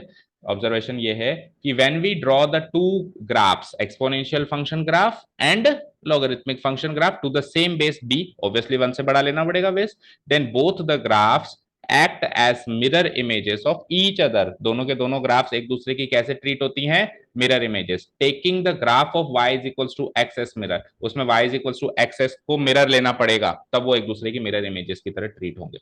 तो यहाँ पे बेटा logarithmic function definition wise exponential function के कंपैरिजन वाइज कंप्लीट होता है। बोलो कोई डाउट हो तो जल्दी से। अब 5 मिनट में फिर प्रॉपर्टीज कर लेते हैं, खत्म है टॉपिक, फिर कल से अपन एक्सरसाइज स्टार्ट कर सकते हैं। बोलो यहाँ तक कोई डाउट हो, कुछ भी चीज समझ में नहीं आई हो तो। थोड़ा उल्टा करने में देखो चीजों को थोड़ी तकलीफ होती है। जैसे अपन ने ट्रिग्नोमेट्रिक फंक्शंस का उल्टा किया था तो थोड़ी ना एक ही बार में आ गया था, क्वेश्चंस किए तो आया ना, क्वेश्चंस करने लगे, प्रैक्टिस हुई तो आया। थोड़ी इसकी प्रैक्टिस करेंगे ये भी आ जाएगा, ऐसी बात नहीं। कॉन्सेप्ट वाइज क्लियर है ना भाई? लॉग क्या है? लॉग क्या है? एक ऐसी मशीन है which gives power as output, ठीक है ना। आपको सोचना पड़े कि इसकी कौन सी पावर ये होगी, that means you are thinking the log function. आप अपने माइंड में लॉग फंक्शन सोच रहे हो, आपको पता नहीं है, आपको तो सिंपल वैसे में देसी भाषा में आप सोच रहे हो कि अच्छा इसकी कौन सी power, but you are actually thinking, आपके माइंड में उस टाइम लॉग फंक्शन चल रहा है, वो फंक्शनिंग लॉग फंक्शन की है। ठीक है, क्लियर है?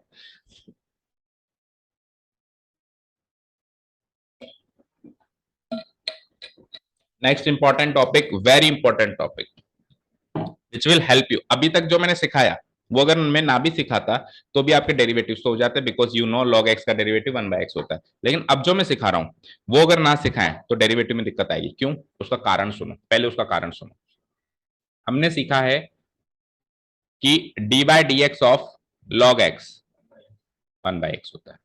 अच्छा एक चीज अभी तो और है, प्रॉपर्टी से पहले टाइप्स, वही कॉमन और नेचुरल दो ही टाइप्स हैं, देख लो। 1/x होता है। अब मैंने आपको बताया था शायद उस टाइम में कि जब कोई भी बेस नहीं होता तो बाय डिफॉल्ट बेस क्या होता है? ई। ई बाय डिफॉल्ट बेस क्या होता है, नेचुरल लॉग होता है ई, ठीक है। अब सुनो, तो ई बेस पर ही डेरिवेटिव 1/x होता है, ई बेस पर ही डेरिवेटिव 1/x होता है। कल को अगर d by d x of log x to the base 2 कर दूं, 10 कर दूं, 5 कर दूं, 7 कर दूं, तो इसका डेरिवेटिव का डायरेक्ट रिजल्ट मौजूद ही नहीं है। इसको सोल्व करना पड़ेगा using properties of logarithm. That means अब जो मैं सिखाने वाला हूं वो एक्चुअली आपको डेरिवेटिव निकालने में हेल्प करेगा, तो वो और भी ज्यादा इंपॉर्टेंट है। अब तक तो इंट्रोडक्शन था नहीं, तो जल्दी से चलते हैं। उससे पहले टाइप्स हैं, और टाइप्स वही है सेम। पहले प्रॉपर्टीज आ गई, पहले मैं टाइप्स बता देता हूं आपको, जल्दी से देखो, फिर प्रॉपर्टीज पे फिर आते हैं। Special types of logarithmic functions, वही सेम जैसे कल दो टाइप्स स्पेसिफिक केस थे, common exponential function and natural exponential function. आज चलेंगे common logarithmic functions and natural logarithmic function. देखो स्क्रीन पे, तो y equal to log x अगर बेस 10 ले लें, कल भी बेस 10 वाला कॉमन कहलाता था, आज भी बेस 10 वाला कॉमन कहलाता है, और y is equals to log x to the base e ले लें, तो कल भी बेस e वाला नेचुरल लॉग कहलाता था, नेचुरल एक्सपोनेंशियल फंक्शन कहलाता था, आज भी नेचुरल लॉग कहलाता है। कल इस टाइप का फंक्शन था ये, y is equals to base 10 to the power x, ये क्या था, कॉमन एक्सपोनेंशियल फंक्शन। और कल नेचुरल एक्सपोनेंशियल फंक्शन क्या था, e to the power x, ठीक है। आज ये 10 और e नीचे बेस में लग गए, तो ये कॉमन लॉगरिथमिक फंक्शंस है, नेचुरल लॉगरिथमिक फंक्शन लग गए। अगेन एक चीज और कि अगर बेस नहीं लगा हुआ है, अगर बेस नहीं लगा हुआ है तो आपको बाय डिफॉल्ट बेस ई मानना पड़ेगा, वहां पे ई छुपा हुआ है, ठीक है। और जब बेस ई होता है तो उसको नेचुरल लॉग कहते हैं। तो किसी किसी बुक में, या यूं कहूं जो कंपटीशन एग्जाम वाली बुक्स हैं, आप नेक्स्ट ईयर जब एंट्रेंस एग्जाम दोगे, जैसे कहीं से भी फाइट करते हो, तो वहां पे नेचुरल लॉग को एल एन एक्स से डिनोट किया जाता है। Log, l for log, n for natural, x for, पे एक्स पे लग रहा है, ठीक है। तो natural logs are also denoted by l n x, देखो नीचे, natural logs are also denoted by ln x, that is y equal to log x to the base e है, अगर है, बेस e का मतलब क्या है, नेचुरल लॉग है, तो अगर ये है तो इस चीज को हटा के मैं क्या लिख सकता हूं, y is equals to ln x, y is equals to ln x। अब मुझे बताओ, अगर मैंने लिख दिया ln2 तो मतलब क्या है इसका, नहीं मतलब क्यों नहीं है, इसका मतलब है log 2 to the base e, log 2 to the base e। मैंने लिख दिया ln3, इसका मतलब क्या है, log 3 to the base e। L N आ जाए तो बेस फिक्स हो गया e, एल एन मतलब नेचुरल लॉग, और नेचुरल लॉगरिथमिक फंक्शन में बेस क्या होता है, फिक्स e होता है। इज दिस क्लियर, ठीक है। और फिर वही चीज, जब बेस ही गिवन ना हो तो बेस हमेशा e लिया जाता है, यानी log x, simply log x लिया हुआ है ना, सिंपली log x, तो ये एक्चुअली ln x है, ये एक्चुअली क्या है, ln x है, और ln x ये होता है, अभी सीखा हमने, ln x ये होता है ना। तो जब बेस ही गिवन नहीं है तो ln x है, यानी log x to the base e है। चलिए, तो ये हो गए specific types of logarithmic functions. अब फिर डेरिवेटिव तो आपको आता ही है वैसे भी, उससे पहले प्रॉपर्टी। फर्स्ट इंपॉर्टेंट प्रॉपर्टी है चेंज ऑफ बेस प्रॉपर्टी। अभी अभी मैंने आपको बताया कि log x to the base 2 का डेरिवेटिव कैसे करोगे, log x to the base 2 का डेरिवेटिव कैसे करोगे। आप कहोगे सर अगर ये log x to the base e होता तो कर देता, सॉरी, अगर ये log x to the base e होता तो मैं इसका आंसर 1/x लिख देता, ठीक है। इसको कैसे करोगे, दैट मीन्स आपको समझ आया कि आपको 2 को e बनाना है, यानी बेस को चेंज करना है। तो पहली इंपॉर्टेंट प्रॉपर्टी है चेंज ऑफ बेस प्रॉपर्टी। देखो अगर मेरे पास log p to the base a है, और इस a बेस को आपको कोई अदर बेस b में कन्वर्ट करना है, तो आप कर दो, कर दो, नीचे कांस्टेंट नंबर से मल्टीप्लाई करना पड़ेगा, log a to the base b। फिर से सुनो, देखो यहां पे ये तो x होगा, ये तो x होगा ना, जैसे अभी मैंने कहा log x to the base 2। आपने कहा सर मुझे इसको कन्वर्ट करना है log x to the base e में, तो आप लिख दो, ऐसे कैसे लिख दो, बट डिवाइड करना पड़ेगा एक कांस्टेंट नंबर से, और वो कांस्टेंट नंबर क्या होगा, कांस्टेंट नंबर क्या होगा, बेस जो ऊपर लिया है वो का वही लो, और जो पुराना बेस है उसको यहां लिख दो। अब इमेजिन करो log to the base e constant number ही है ना, ना तो ये x है ना ये x है, वेरिएबल तो कहीं आया नहीं, तो ये कांस्टेंट नंबर ही तो हुआ, और कांस्टेंट नंबर से डिवाइड करोगे और डेरिवेटिव निकालोगे तो कांस्टेंट तो एज इट इज बाहर आ जाएगा ना, हो जाएगा डेरिवेटिव। समझ आया, अगेन अगेन अगेन, अब आप खुद ट्राई करो, Khushi you will try, log x to the base 50 को मुझे कन्वर्ट करना है, x भी मत लो, इधर भी नंबर ही लो ताकि और अच्छे समझ में आए, इधर ले लो 100, log 100 टू द बेस 50 को मुझे कन्वर्ट करना है।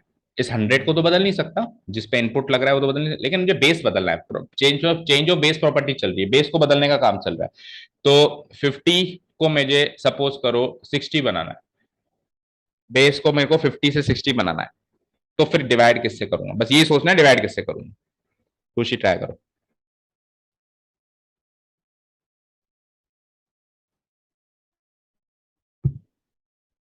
Ayushi can you try. Log 100 to the base 50 को मेरे को लॉग 100 टू द बेस 60 बनाना है। लॉग 100 टू द बेस 50 को मुझे लॉग 100 टू द बेस 60 बनाना है। तो लिख दो, ऐसे कैसे लिख दो, 50 को 60 लिख दो, बट अब एक नीचे एक कांस्टेंट नंबर से मल्टीप्लाई करना और डिवाइड करना पड़ेगा, वो कांस्टेंट नंबर ही सोचना है क्या होगा। देखो, वेरी गुड। बेस को सेम रखो, जो ऊपर है वो नीचे है, और जो पुराना वाला बेस है उस पे लॉग लगाओ। ठीक है, अभी समझ आया क्या? खुशी बोलो, अभी समझ आया? चलो अब खुशी आप बताओ एक और last. Log 30 to the base 10 को आपको चेंज करना है लॉग 30 टू द बेस 21, तो किस कांस्टेंट नंबर से डिवाइड? लॉग 21 नहीं, लॉग 10, जो पुराना बेस है उस पर तो लॉग लगेगा, और बेस जो ऊपर आपने जिस बेस में चेंज कर दिया वही बेस नीचे लिख दो। तो उसको आप लॉग 21 क्यों रीड कर रहे हो, इसको रीड करो लॉग 10 टू द बेस 21। गलत रीड करोगे तो गलत ही याद रहेगा, गलत ही लिखोगे, सारा काम गलत होगा। Is this clear? क्लियर है, समझ में I change of base property सबको अच्छे से? ठीक है। अब कितना टाइम बचा है मुझे बताओ, हो गया? तो इसका डेरिवेशन देख लो, बस एक मिनट। देखो, इस चीज को एक्स मान लिया, इस चीज को वाई मान लिया, इस चीज को जेड मान लिया, कोई दिक्कत? ठीक है। प्रॉपर्टी है log p to the base a को अगर मैं log p to the base b बनाना चाहता हूं, तो आप उसको डिवाइड करोगे log a to the base b, base same रख के पुराने बेस पे लॉग लगाओ। इस चीज को मैंने मान लिया x, log p to the base a को मैंने मान लिया x, log p to the base b को मैंने मान लिया वाई। आप कुछ और भी मान सकते हो, आप इस चीज को प्रूव कर रहे हैं अपन भी, ये सही क्यों होता है ना। Log a to the base b को मैंने मान लिया सेट। आप इन तीनों लॉगरिथमिक फंक्शन से एक्सपोनेंशियल फंक्शन बना सकते हो क्या, बोलो? तीनों लॉगरिथमिक फंक्शन, इससे क्या बनेगा, a to the power x बराबर पी, बोलो बना सकते हो ना? ठीक है, इससे बोलो b to the power y बराबर पी, ठीक है, और इधर बोलो बराबर ए। ठीक है, अब एक ये इक्वेशन 1, ये इक्वेशन 2, ये इक्वेशन 3, इसमें से ए की वैल्यू देखो, ये ए की value b to the power z है ना, इसको यहां पुटअप कर सकते हो। भाई ए की वैल्यू क्या है, b to the power z, तो यहाँ ए ही तो है, तो ए की जगह मैंने क्या रख दिया, b to the power z, और ए की पावर एक्स थी तो इसकी power x equal to what, p. इसको मैं क्या लिख सकता हूँ, b to the power x z या z x, x into z equal to p. Very good. अब सुनो, पी की वैल्यू तो ये है, तो मैं पी की जगह क्या लिख देता हूँ, b to the power x z, और पी की जगह क्या लिख देता हूँ, b to the power y. When bases are same तो पावर्स भी सेम होंगी, तो एक्स जेड की वैल्यू क्या हो गई, वाई। तो यहां से मैं क्या लिख सकता हूं, x equals to y by z, x ये रहा, वाई ये रहा, सेट ये, x equals to y by z लिख सकता हूं। एक्स की वैल्यू ये थी log p to the base a, y की वैल्यू ये थी log p to the base b, और जेड की वैल्यू ये थी लॉग। तो प्रूव हो गया कि ये ट्रू है। आप इस तरीके से किसी भी लॉग का बेस बदल सकते हो, जब भी आपको जरूरत पड़े बेस बदलने की। अब जरूरत क्यों पड़ी, क्योंकि मैंने आपसे ये पूछा, क्योंकि मैंने आपसे log x to the base 2 पूछा, लेटेस्ट से मैंने पूछा ये। तो आप कहोगे सर ई होता तो मैं 1/x कर देता, तो आपको ई बनाना है, इसको क्या बनाना है, आपको इसको ई बनाना है। तो आप क्या कर दोगे, इसको जो आपको बनाना है वो तो लिख दो एज इट इज, आपको उसको ये बनाना है वो लिख दो एज इट इज। अब नीचे डिवाइड करना पड़ेगा कांस्टेंट नंबर से, तो log of 2 to the base e. ठीक है, अब आपको सर इसका क्या करूं, अरे ये तो कांस्टेंट है बाहर निकाल दे, ये तो कांस्टेंट है बाहर निकाल दे। अब dy/dx केवल इसी का ही करना है आपको, log x to the base e का ही करना है, जिसका करना आता है तेरे को। तो answer is 1/log 2 to the base e into इसका आंसर 1/x। तो डेरिवेटिव करने में सक्षम हुए आप चेंज ऑफ बेस प्रॉपर्टी से, अदरवाइज नहीं कर पाते, अदरवाइज आप केवल ई बेस का ही कर पाते। अब आप किसी भी बेस का डेरिवेटिव कर सकते हो base change of base property की मदद से। Is this clear? अभी 2-3 प्रॉपर्टीज और है, फिर उसको कल ही देखते हैं, ठीक है? क्योंकि या फिर वीडियो बना दूं? हाँ बोलो, देख लोगे सब लोग? हाँ, तो मैं बना देता हूँ वीडियो, अगर नहीं समझ में आया तो कल आते ही पूछ लेना, और कल फिर एक्सरसाइज स्टार्ट करनी है, ठीक है ना? और आप जो रुक सकता है वो रुको। आप नहीं जा रहे स्कूल आज? ओके, तो ये तो जा ही नहीं रहे बेटा, फिर आप बचे, तो आप तो फिर देख ही लेना, अब एक जने के लिए तो क्या। ठीक है, तो आप निकलो। क्यों, आप क्यों नहीं जा रहे Khushi, why not going to school? PTM तो सैटरडे को बता रहा था कोई। अच्छा, तो आप पीटीएम में जा रहे हो?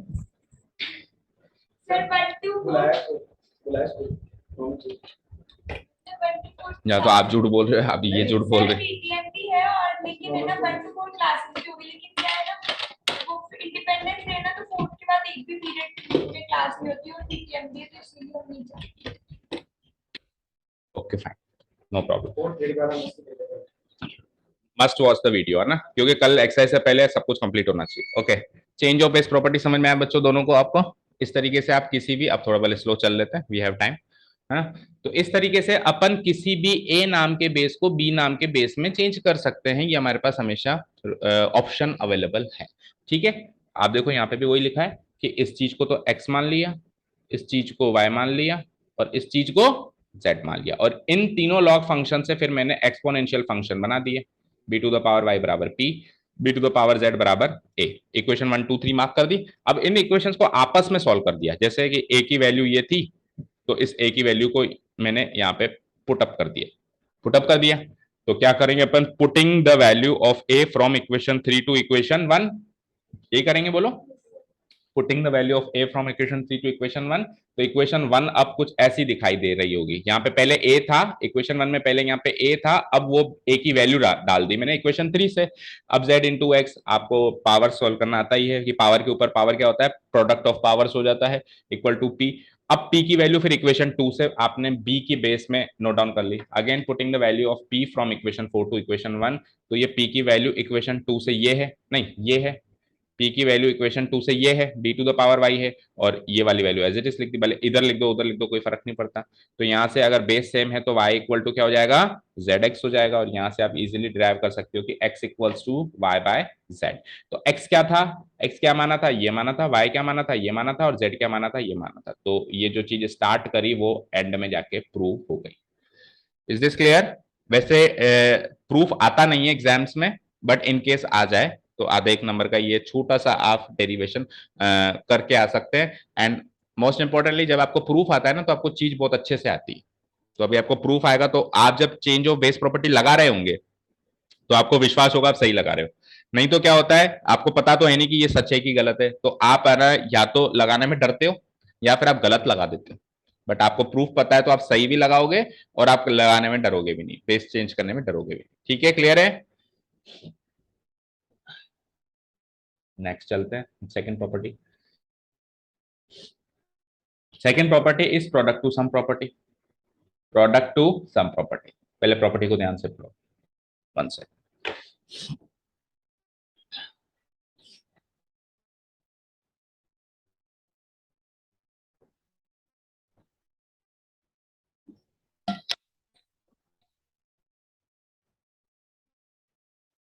अभी इस साल जो आपकी क्लासेस एक एक घंटे की हो रही है ना, लास्ट ईयर यही क्लासेस दो दो घंटे की हुई थी।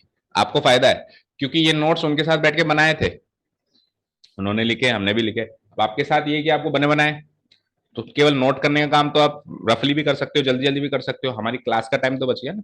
तो आपकी जस्ट डबल फायदा हो रहा है आपको पुराने वाले को यूज करके, और कुछ एक्स्ट्रा होता है तो अपन ऐड कर ही देते हैं ना। यस, देखो, प्रोडक्ट टू सम प्रॉपर्टी देखना बड़े ध्यान से, ये भी बहुत इंपॉर्टेंट प्रॉपर्टी है। ये कहता है कि बेस तो फिक्स कर दो बी, बेस तो ग्रेटर देन 1, बेस कोई भी फिक्स कर दो पी, और जिस पर आप लॉग लगा रहे हो वो दो फंक्शंस का प्रोडक्ट है, वो दो फंक्शंस का प्रोडक्ट या दो वैल्यूज का प्रोडक्ट है। अभी इसको फंक्शन की तरह ट्रीट मत करो, अभी वैल्यूज की तरह ट्रीट करते हैं इसको। दो वैल्यूज का प्रोडक्ट है, लेट अस से 2 into 3 है, लेट अस से 5 into 6 है। तो आप इसको स्प्लिट करके सम में कन्वर्ट कर सकते हो, कैसे, log p to the base b का sum log 8q to the base b। समझे क्या हुआ, p यहां आ गया, q यहां आ गया, कल इनके बीच में प्रोडक्ट था, आज इनके बीच में सम है, बेस कल भी b था, बेस आज भी b है। तो चेंज ऑफ बेस प्रॉपर्टी में ही बेस बदलेगा, बाकी कभी भी किसी भी कंडीशन में बेस नहीं बदल सकता। Is this clear? बेस हमेशा बी ही रहेगा, वो बदल नहीं सकता, केवल जब नाम ही उसका चेंज ऑफ बेस प्रॉपर्टी है इसका मतलब हम बी को चेंज, बेस को चेंज कर रहे हैं, बट यहाँ पे बेस चेंज नहीं होगा, वही का वही सेम ही रहेगा। ठीक है, क्लियर है? इसको बोलते हैं product to sum property. Is this clear?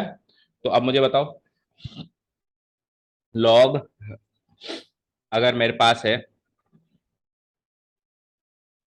2 into 3, या फिर log 6 ही है, लेटर से log 6 ही है, टू द बेस कुछ भी ले लो जैसे 10, तो मैं इसको लिख सकता हूँ ना log 2 टू द बेस 10, फिर आप log 10 पढ़ रहे हो, करेक्ट रीड करो खुशी, log 2 टू द बेस 10, 2 नहीं 3, क्योंकि 2 इंटू 3 6 होता है, बोल सकते हैं इसको, इवन इसको ऐसे भी बोल सकते हैं log 1 to the base 10 plus log 6।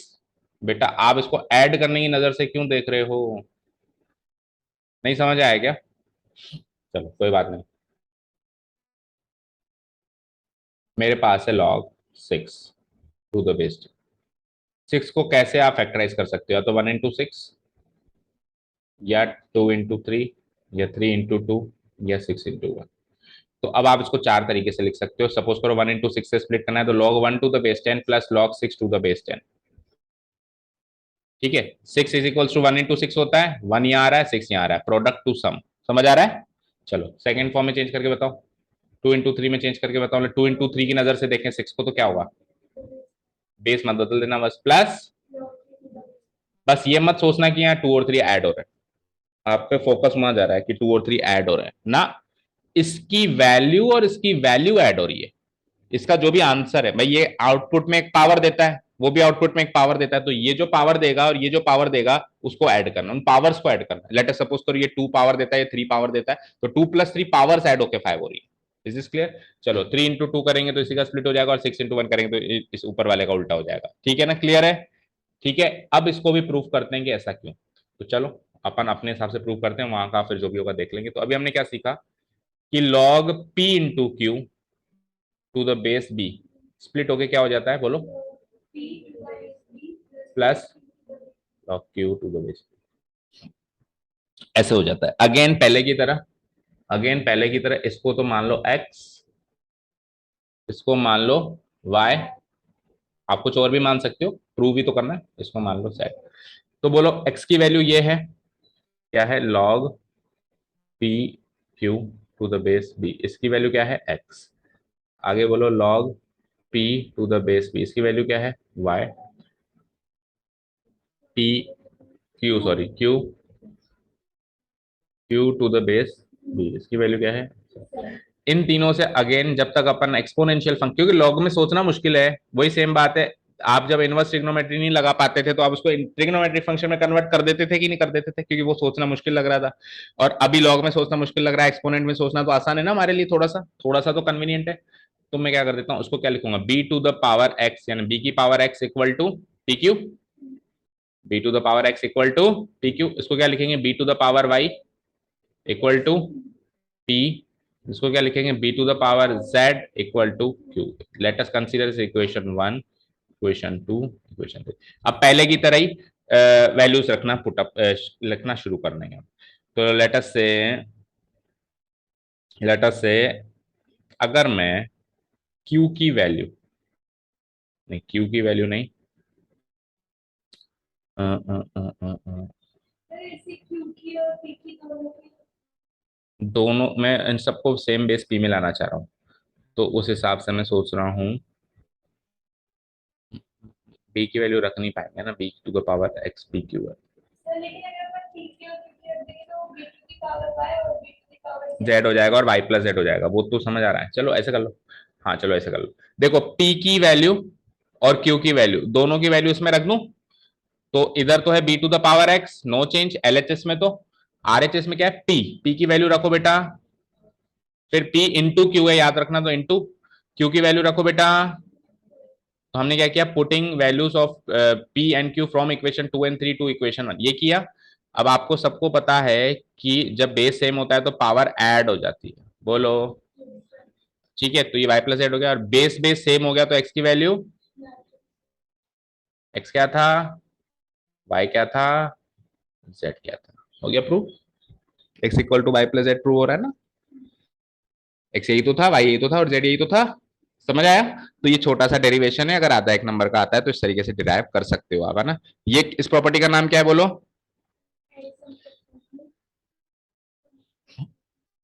Product to sum, product to sum, log जिस पे लग रहा है, अगर वो दो चीजों का प्रोडक्ट है तो आप स्प्लिट करके उसको सम में कन्वर्ट कर सकते हो, बट बेस मत बदलना, बट बेस मत बदलना। इसको कैसे रीड करेंगे बोलो? Product to sum property. लेकिन लेकिन लेकिन इंपॉर्टेंट बात है, और बहुत इंपॉर्टेंट बात है, बच्चे हर सारे बच्चे गलती करते हैं, एंड मैं गारंटी करूंगा आप भी करोगे, ठोकर जरूर खाओगे, फिर सुधर जाओगे तो एक अलग बात है, सारे करते हैं, मैंने भी करी थी। इसका उल्टा अप्लाई कर देते हैं, प्रोडक्ट टू सम की जगह सम टू प्रोडक्ट अप्लाई कर देते हैं। क्या कर देते हैं वो सुनो, क्या कर देते हैं वो ये बवाल कर देते हैं कि कल को यहाँ पी क्यू की जगह पी प्लस क्यू है और यहाँ बेस बी है, तो ये सम है, सम से प्रोडक्ट में कन्वर्ट कर देते हैं वो, log p to the base b into log q to the base b. ये हरगिज हर हाल में गलत है, अनर्थ है ये तो, अनर्थ। इसको लिख दिया तो अनर्थ कर दिया आपने अपने साथ, समझ गए? कभी भी लॉग में सम टू प्रोडक्ट की कोई प्रॉपर्टी नहीं होती, हमेशा प्रोडक्ट टू सम की प्रॉपर्टी होती है। हमेशा क्या होती है? प्रोडक्ट टू सम की प्रॉपर्टी होती है। क्यों? क्योंकि जब बेस सेम होते हैं और बीच में मल्टीप्लाई का साइन है तो साइन पावर्स प्लस हो जाती है, लेकिन अगर बेस सेम हो और बीच में प्लस का साइन है तो पावर्स मल्टीप्लाई थोड़ा ना हो जाती है, इसका उल्टा थोड़ा ना हो जाता है। समझे क्या कहा मैंने? भाई अगर बेस सेम है और पावर कुछ भी है, जैसे 3 and 2, तो आप ये तो लिख सकते हो 3 + 2, बट इसका उल्टा, सपोज करो बेस सेम है और बीच में प्लस का साइन है, तो आप इसको ऐसे थोड़ी ना लिख सकते हो, ये नीचे वाली चीज नहीं लिख सकते ना, नहीं लिख सकते। तो आप देखो यहाँ पे प्रोडक्ट टू सम तो आ पा रहे हो पावर्स में, लेकिन सम टू प्रोडक्ट नहीं आ पा रहे हो पावर्स में, तो इसीलिए two cube plus two square, क्या कह रहे हो? ये ऊपर आपने भी लिखा है log b p plus q, हाँ, उसको अपन स्प्लिट करके लिख सकते हैं ना, log p to the base p plus फिर log q to the base b। कुछ भी नहीं लिख सकते, ऐसे कैसे लिखना पड़ेगा? अगर आप स्प्लिट करके लिख रहे हो तो वही मल्टीप्लाई कर रहे हो ना। अगर आप, नहीं, अच्छा, सम टू सम नहीं, वो भी गलत है, सम टू सम भी गलत है। क्यों सम टू सम क्यों गलत है? देखो भाई देखो, अगर मेरे पास बेस सेम है 2 और यहाँ पे 3 है, प्लस बेस सेम है 2, तो क्या मैं इसको, अगर बीच में सम आ रहा है तो पावर को जोड़ दूं क्या? Is this correct? ये जो किया वो करेक्ट है क्या? 2 का क्यूब प्लस 2 का स्क्वायर, बेस सेम है, दो नंबर्स का एडिशन हो रहा है, तो क्या पावर का एडिशन चलेगा क्या? चलता है क्या कभी ऐसे? 2 क्यूब 8 होता है, 2 स्क्वायर, 2 क्यूब क्या होता है? 8, 2 स्क्वायर क्या होता है? 4, 8 और 4 तो 12 होता है, जबकि 2 की पावर 5 तो 32 होता है। कहाँ 32 कहाँ 12, नहीं हो रहा ना मैच। तो सम टू सम भी नहीं चलेगा, आप सम टू सम करना चाह रहे हो वो भी नहीं चलेगा, सम टू प्रोडक्ट भी नहीं चलेगा, केवल और केवल एक चीज चलती है, प्रोडक्ट टू सम। इसके अलावा कुछ भी आ जाए तो उसको सेम टू सेम वैसे के वैसे ही लिखा रहेगा, ना वो स्प्लिट होगा ना क्या होगा। मतलब दिस थिंग, अगर कहीं ऐसी कोई चीज लिखी हुई आ जाती है तो उसको ऐसे कैसे ही लिख के आगे बढ़ना पड़ेगा, उसको आगे सोल्व नहीं किया जा सकता। ठीक है, क्लियर है सारी बात? क्लियर है? ओके, चलते हैं। अब इस सम टू प्रोडक्ट प्रॉपर्टी का एक स्पेशल केस है जिससे तीसरी प्रॉपर्टी का जन्म हुआ। इसमें देख लो वही चीज है, डेरिवेशन, इसको x मान लिया, इसको y मान लिया, इसको z मान लिया। ठीक है, तो पुटिंग द, हाँ वही सेम चीज करिए जो खुशी आपने करवाई हमसे, putting the values of p and q from equation 2 and 3 to equation 1। p और q की ये जो वैल्यूज हैं, इसको इक्वेशन 2 और 3 से इधर और इधर पुट कर दिया। पुट कर दिया, हमारी इक्वेशन 1 कुछ ऐसी बन गई, इक्वेशन 1 कुछ ऐसी बन गई, बोलो। ठीक है, तो फिर हमने y प्लस जेड कर दिया, बेस सेम था तो x की वैल्यू y प्लस जेड हो गई, x ये था, y ये था, z ये था, तो जो चीज स्टार्ट करी वही चीज लास्ट में आके प्रूव हो जाती है। Is this clear? And needless to say कि देखो, कि अगर यहाँ पे प्रोडक्ट था तो आपने इन दोनों के बीच में प्लस का साइन लगाया, कल को डिवीजन हो तो आप माइनस का साइन लगा देना, माइनस। बोलो, इसको अलग से समझाने की कोई जरूरत है क्या? जैसे ही प्रोडक्ट का डिवीजन हुआ, प्लस का माइनस, और सेम टू सेम यही एक्स वाई जेड करके इसको आप प्रूव कर सकते हो, सेम टू सेम यही एक्स वाई जेड करके आप इसको क्या कर सकते हो? प्रूव कर सकते हो। क्लियर है? क्लियर है? तो इस प्रोडक्ट का जो दूसरा पार्ट है वो है, भाई थोड़ा सा अगर ये डिवीजन में आ जाए भाई ऑल्सो, ये इंपॉर्टेंट, इसका मतलब एक तरीके से इसका एक्स्ट्रा पार्ट है, पार्ट बी है, कि अगर P इंटू क्यू की जगह P डिवाइडेड बाय क्यू है और बेस सेम बेस B है, तो आप इसको स्प्लिट करोगे, ये भी एक्चुअली प्रोडक्ट टू सम ही चल रहा है, ये भी एक्चुअली क्या चल रहा है, प्रोडक्ट टू सम ही चल रहा है भाई। प्रोडक्ट को डिवीजन के नजरिए से देखा जा सकता है और सम को भी डिफरेंस के नजरिए से देखा जा सकता है, बोलो नहीं देखा जा सकता भाई। मेरे पास अगर 2+3 है तो मैं इसको 2 - -3 नहीं लिख सकता क्या? तो आपने सम को डिफरेंस की नजर से देखा नहीं देखा, देखा ना। अगर आपके पास 2/3 है तो आज 2 × 1/3 नहीं लिख सकते क्या? तो डिवीजन को आपने प्रोडक्ट के रूप में लिखा। तो वही सेम चीज है, चल वही रहा है, प्रोडक्ट टू सम प्रॉपर्टी चल रहा है ना। बस ये था P × Q की जगह P/Q है, तो मैंने जो प्लस लगता था वो माइनस में चेंज हो गया, बाकी वही same log P⁻B minus log Q⁻B। ठीक है, अब इस प्रॉपर्टी का स्पेशल केस, अब इस प्रॉपर्टी का क्या है बेटा, स्पेशल केस है। मैं आपको करके बताता हूं, क्योंकि करे कराए में वो अंडरस्टैंडिंग नहीं बनती है। आपने अभी क्या सीखा, ये सीखा, जो सीखा वो मैं लिख देता हूं। बोलो ये सीख लिया क्या आपने अच्छे से, या इसमें कोई डाउट है?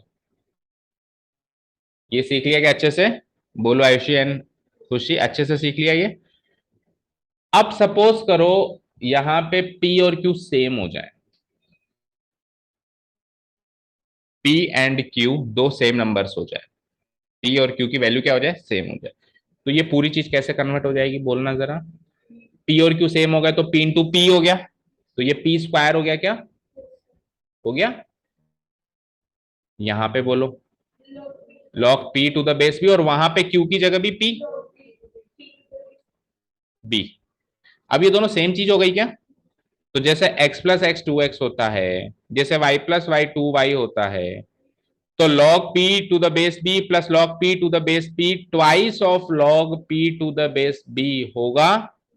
तो आपने एक चीज नोटिस करी, this value is equal to this value, that means ये 2 पावर उतर के नीचे आ जाती है। आपको आयुषी मैंने थोड़ा सा इसका बताया भी था जितना मुझे याद है, ठीक है। सारी बात का एक सार है कि अगर log x² है तो you can write it as 2 log x, power उतर के इधर आ जाएगी, मतलब power becomes coefficient, power becomes मतलब आगे भी शॉर्टकट के लोग m लिखते तो n इधर आ जाता है, n log m आ जाता है, बट उस टाइम किसी ने बताया नहीं होगा क्यों आता है ना।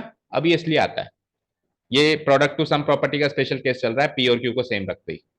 ठीक है, इज दिस क्लियर? हाँ, बेस ऑब्वियसली जो यहाँ होगा वो यहाँ होगा, अगर यहाँ ई है तो यहाँ पे भी ई होगा, यहाँ 2 होगा तो यहाँ पे भी 2 होगा, और कुछ भी नहीं लिखा हुआ तो अपन नेचुरल लॉग मान के उसको बेस ई मान लेते हैं, यूलर नंबर मान लेते हैं कि यूलर नंबर बेस में बैठा है। Is this clear?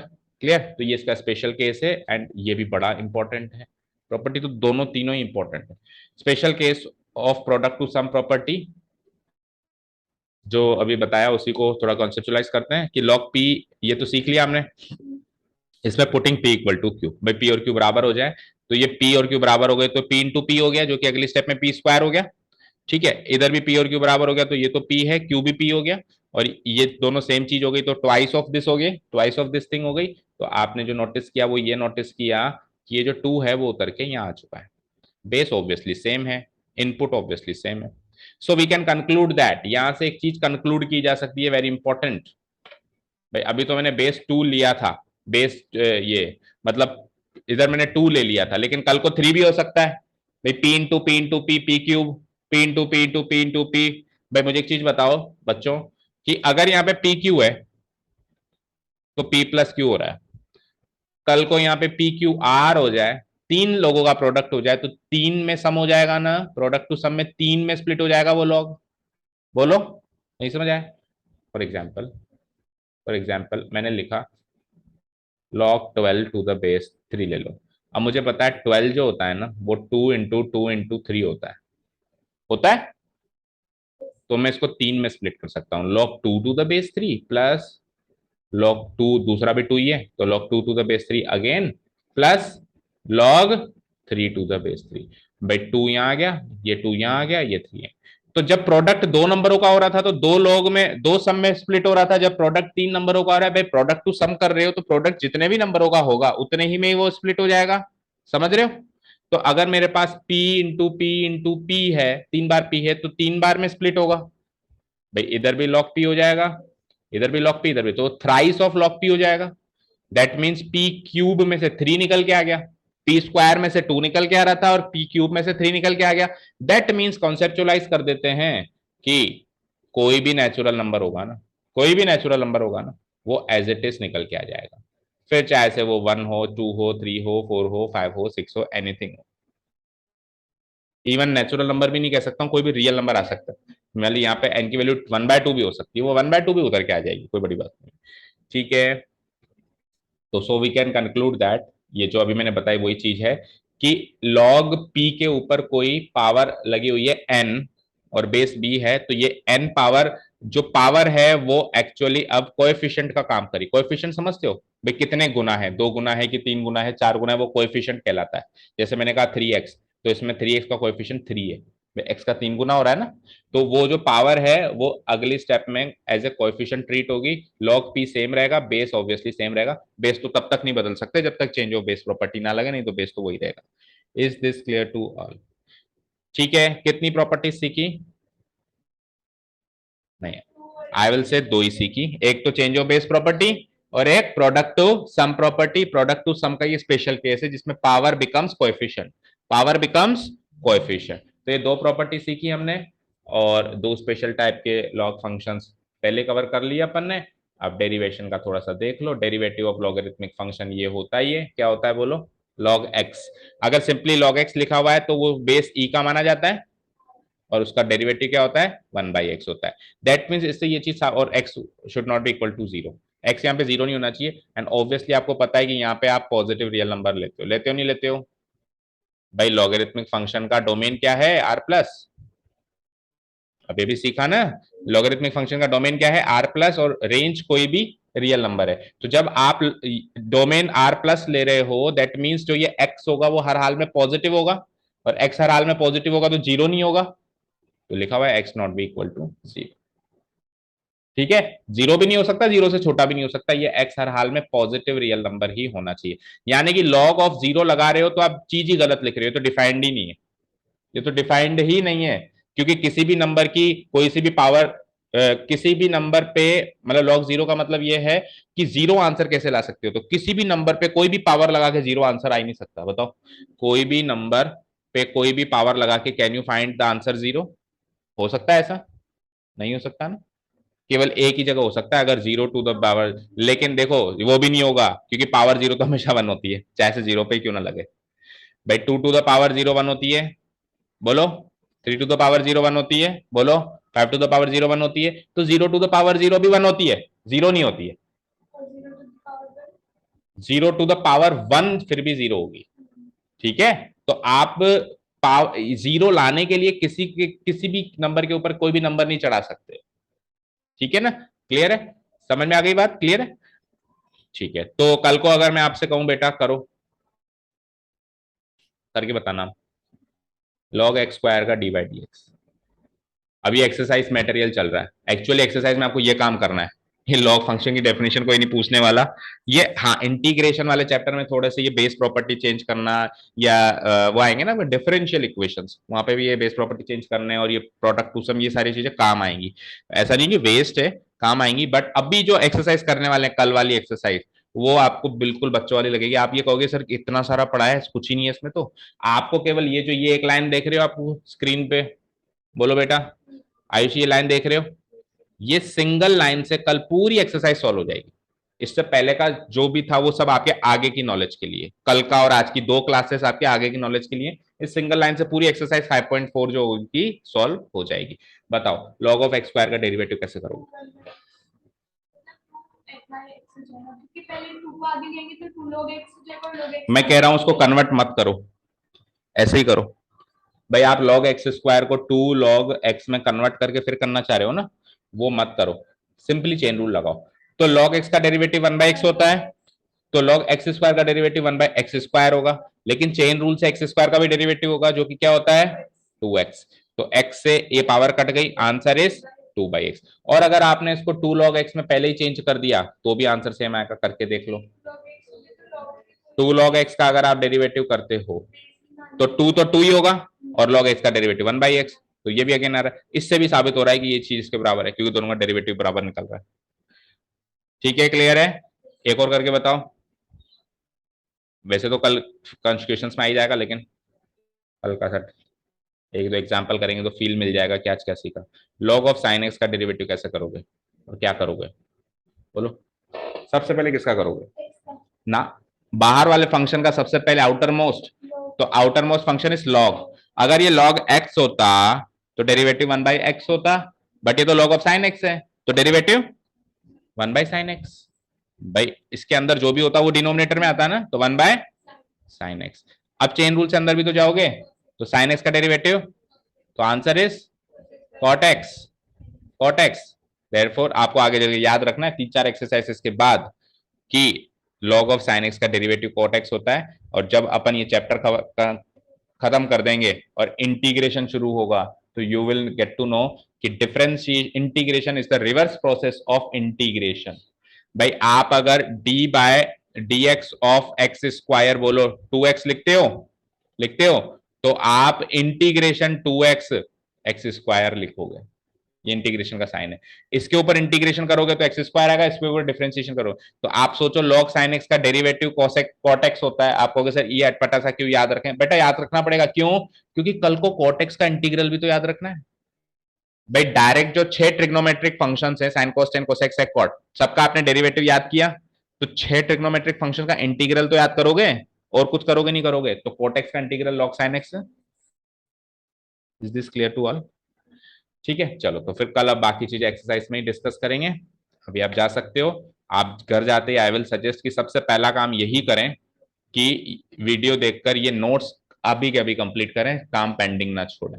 और जब आप वीडियो देख रहे हो तो और थोड़ा सा समझ समझ के पॉज कर करके देखें, ताकि ये क्रिस्टल क्लियर हो जाना चाहिए, मतलब कल आने से पहले। कल वाली एक्सरसाइज की शक्ल दिखा देता हूँ, आप कहोगे ये इतनी सी बच्चों वाली एक्सरसाइज है।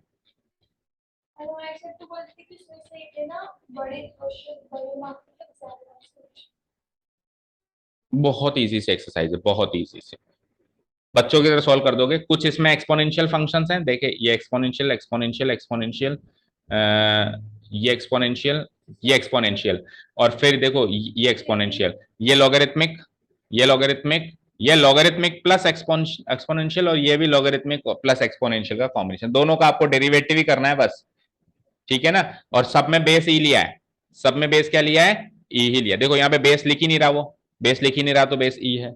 यहाँ पे बेस लिख ही नहीं रहा तो बेस ई है, बेस लिख ही नहीं रहा तो बेस ई है। चेंज ऑफ बेस प्रॉपर्टी तो तब लगाओ ना जब ई की जगह कोई और बेस होगा, है ही नहीं। तो मैंने क्या कहा, अभी तो हमने जो चेंज ऑफ बेस प्रॉपर्टी सारी चीजें सीखी ना इस एक्सरसाइज में, तो वो उसका 1% भी काम नहीं आएगा, आगे के लिए है वो सब कुछ। ओके, चलो thank you so much for listening to us, have a nice day, keep learning and bye.